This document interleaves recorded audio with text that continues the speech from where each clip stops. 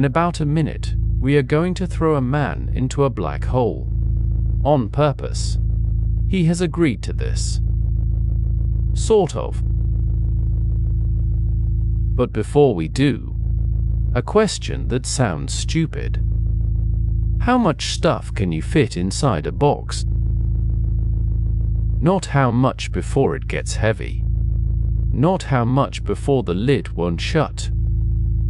How much can exist in there? The hard physical limit. You'd assume that depends on how big the box is inside. It doesn't. It depends on the walls. And by the end of this, you will not look at a wall the same way again.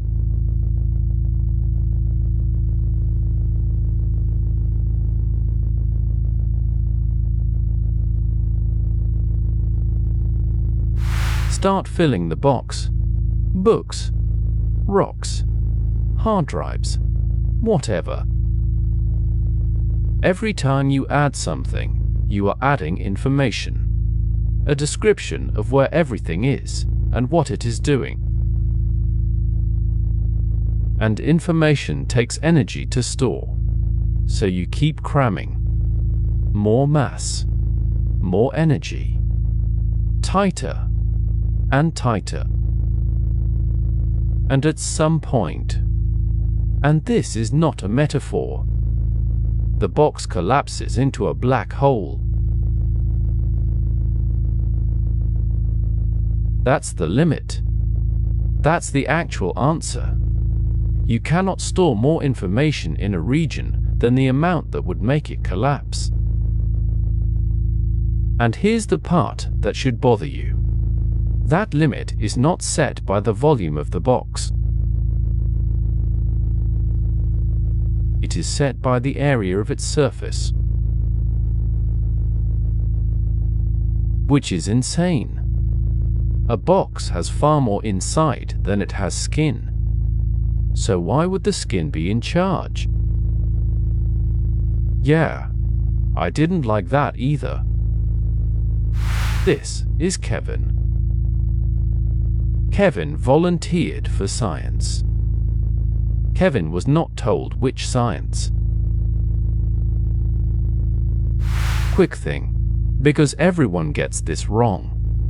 A hologram is not a glowing blue ghost. That's a projector. It's not a ghost. It's a sticker. A hologram is a flat sheet. A piece of film. No depth whatsoever. And on that flat sheet is stored a complete, three-dimensional scene. 1. You can walk around and look behind things in. The depth isn't hiding in the film. The depth is in how the information is written on it.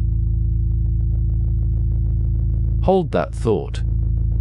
We're about to do something unforgivable to Kevin. Last chance to save Kevin. Like and subscribe. We're doing it anyway. We are going to throw Kevin into a small black hole. And I want to be precise about that, because most people have this backwards. Small black holes are meaner. The pull on your feet is stronger than the pull on your head. And that gap gets worse, the smaller the hole is. Fall into a supermassive one. The kind at the center of a galaxy. And you would sail straight through the edge, completely intact.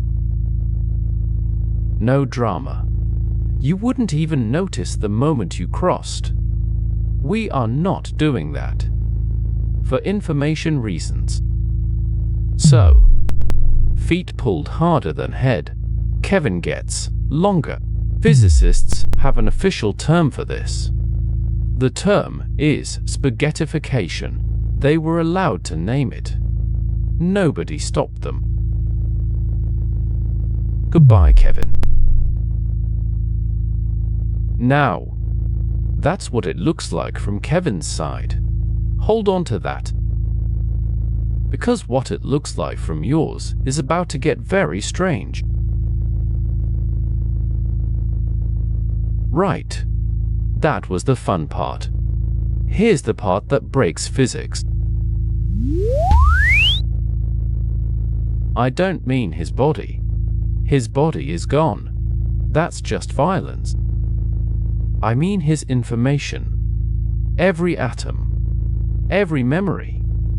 Every stupid thing he said at 2 a.m. Because physics has one rule: it will not bend. Not for anyone. Information cannot be destroyed.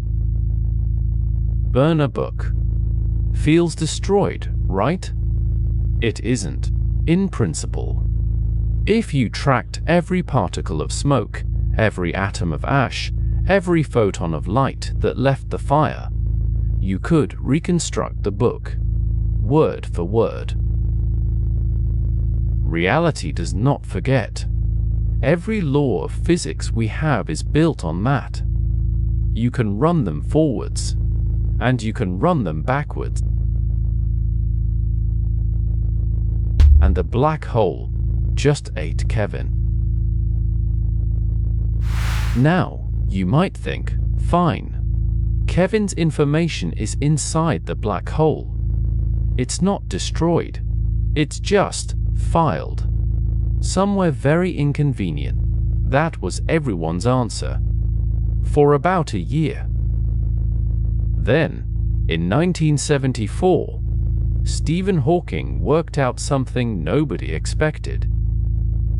Black holes are not permanent. They leak. Right at the edge, the vacuum is not empty. It is fizzing with particles popping in and out of existence. The shorthand physicists use, the one Hawking himself used, is that one of a pair falls in and the other one escapes. It's a simplification of something much weirder going on in the quantum fields. But the answer it spits out is airtight. The escaping particle carries energy away, which means the black hole loses mass. Slowly, absurdly slowly, but it loses mass. A black hole is not a hole. It's a puddle, evaporating. Somewhere in that puddle, some of Kevin. Try not to think about which part. Give it long enough. And I mean unimaginably long. And the hole shrinks, gets hotter, shrinks faster, gets hotter still, and finally vanishes in a flash. Nothing left. No hole. No inside.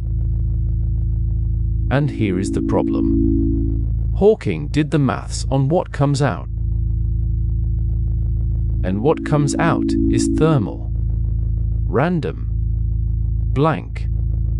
Radiation that depends only on the hole's mass, and carries no memory whatsoever of what fell in. The hole is gone. The radiation is static. Kevin is not in there.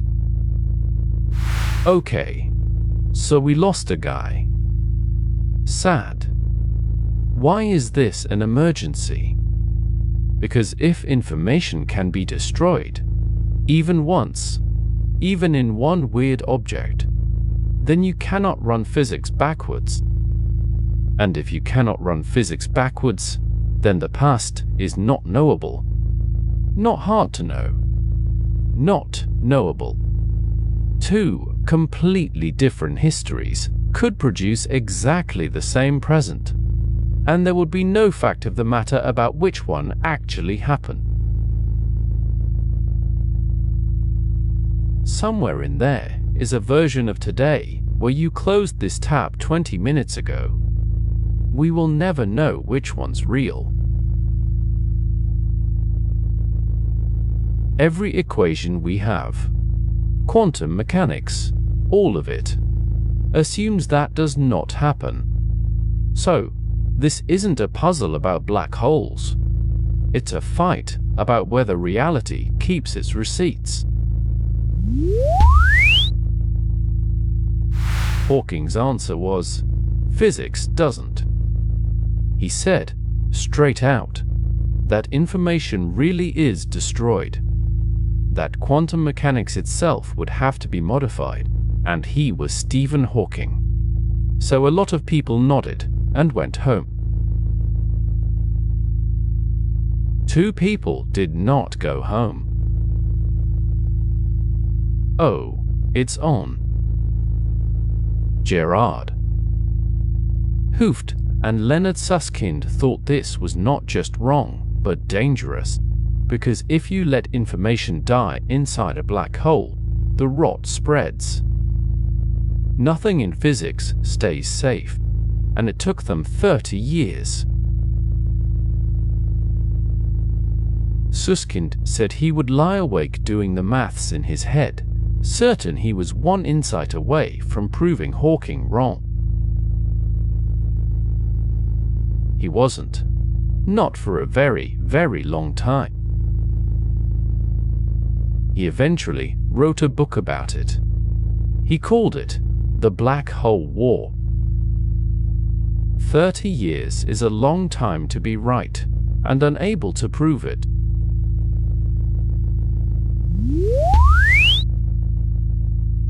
Whatever they were fighting about, it had Kevin's name on it.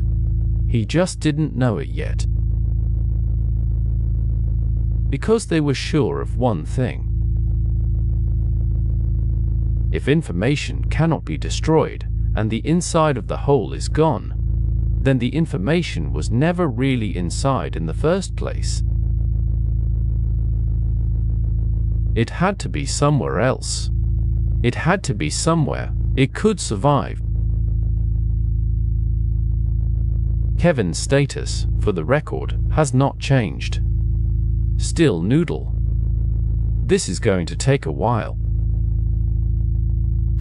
To find it, we have to go back a couple of years. To a graduate student nobody was listening to. In the early 1970s, Jacob Bekenstein sat down to work out how much a black hole can remember. He expected the obvious answer. Bigger hole, more room inside, more stuff. The capacity should scale with the volume. That is not what he found. A black hole's memory does not scale with the space inside it. It scales with the surface, the area of the shell around it, the skin. Double the volume. Almost nothing happens. Double the skin, and you double what it can hold. Everyone in this story keeps discovering the outside matters more than the inside. Feels like a metaphor. It is not a metaphor. And the units are the giveaway. Chop the surface into squares. The smallest squares. Physics allows. Count them and divide by 4. What you are left with is the number of bits. The black hole is not a container. It's a hard drive, and the data is on the outside. Bekenstein wasn't thinking about Kevin. Kevin didn't exist yet. Kevin's data was already obeying the rule. Now, remember what I said about Kevin's side versus your side. Here's the trick. What happened to Kevin does not have one answer. It depends whose clock you are reading. On his clock, he crossed the edge and got pulled apart. We watched that happen. But on yours, standing safely outside, Kevin never crosses at all. He slows. He reddens. He flattens. He smears across the surface, frozen, dimming forever. Kevin got printed onto the skin of the hole. Both of those are true. and the universe is arranged so that nobody can ever hold the two side by side and catch the contradiction. Because you and Kevin can never compare notes again.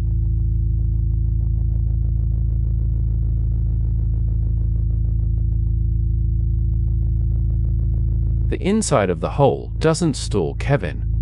The skin of it does. And then, Hooft and Suskind asked the question that ruins your evening.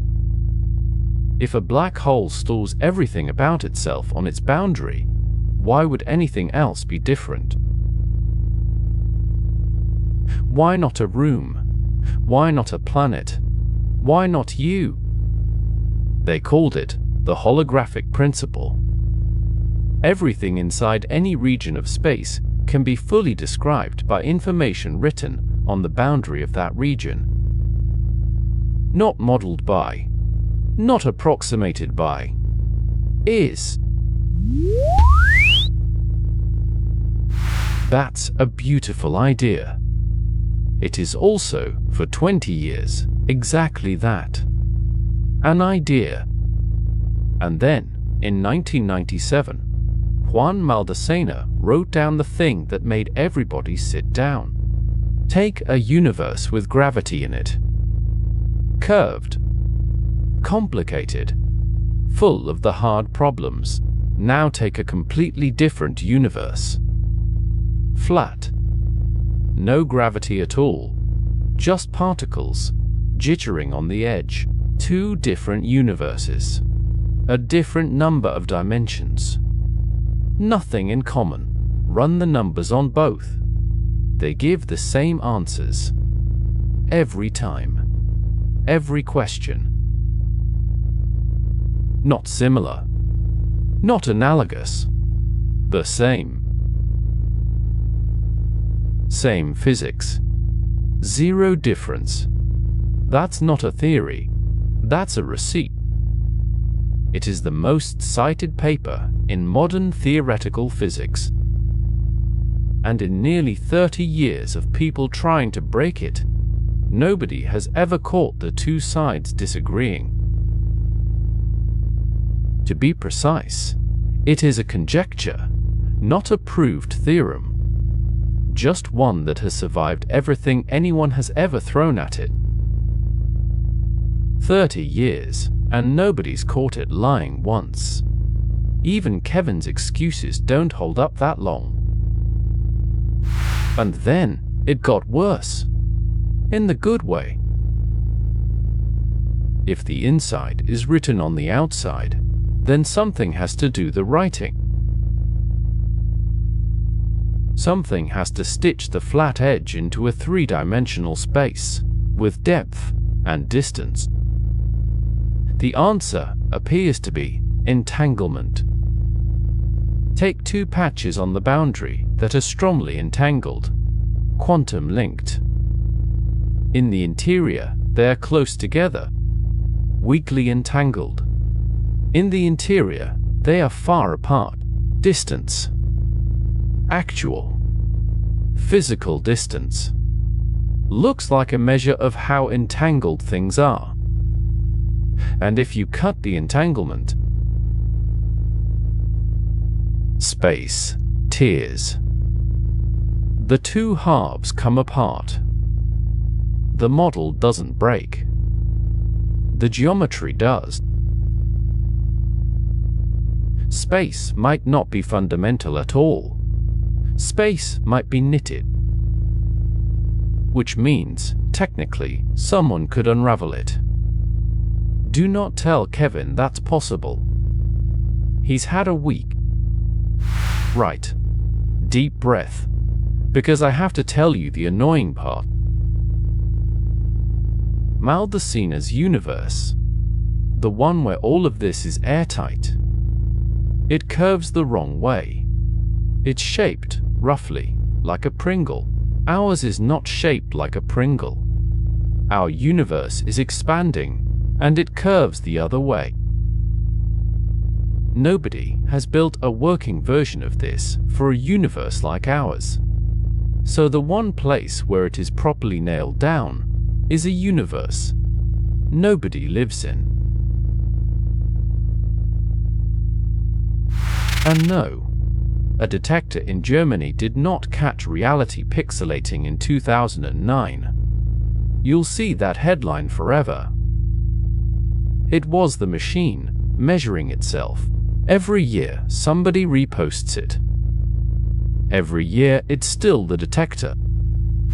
So how did the war end?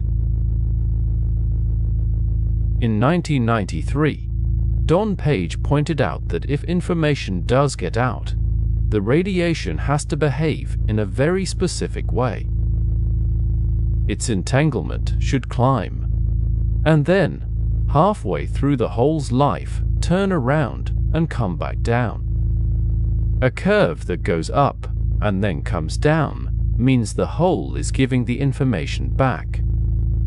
A curve that just goes up forever means it's gone. For decades, the math said, up forever. Then, around 2009, people finally did the calculation properly, including some deeply strange pieces of geometry called islands, and out came the curve. It turns over. The information comes out. Scrambled beyond recognition, smeared over the entire lifetime of the hole, in a form nobody knows how to actually read. But it comes out. Hawking had already conceded. In 2004, he paid off a public bet and admitted it. He gave the winner a baseball encyclopedia, a book, because you can always get the information out of a book. Which means, somewhere in that static, Kevin still is. Not rescued, not intact, not in any form you would ever want to meet, but not gone. In principle, you could still read him. We started with a box and a wall. How much can you fit inside it? Only as much as you can write on it. Kevin was never inside the hole. Kevin was written on its wall.